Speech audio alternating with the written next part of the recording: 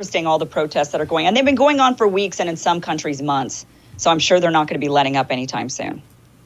Yeah. Right. In Australia, in some places, you have to check in every 15 minutes and you have to send a selfie. Yeah. And like, if they ping you randomly where you're supposed to be, if you don't send a selfie from there within like 15 minutes, then you're in violation of the state order. It's like really dystopian. It's Orwell. Well, and there, here, if you don't wear a mask, I live in Los Angeles, which is very, very liberal. And if you're not wearing a mask outside while walking your dog and, you're 30 feet away from anyone else, somebody will yell at you.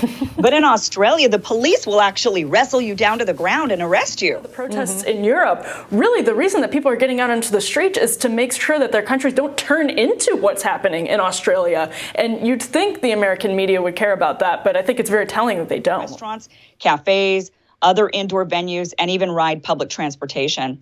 Luxembourg citizens protested their version of a COVID pass in what they called a marché blanche, where protesters were dressed in all white, carrying white balloons.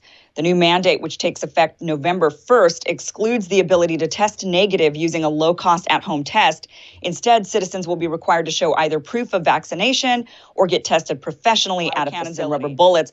But their police are actually beating them with batons, and they're being met with other violence.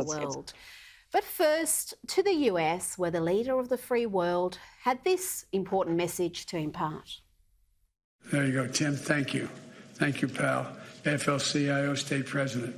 And Jeff Isaacson, United Brotherhood of Carpenters, and Don Finn, IBW, and Robert Reiter, R-E-I-T-E-R, Reader.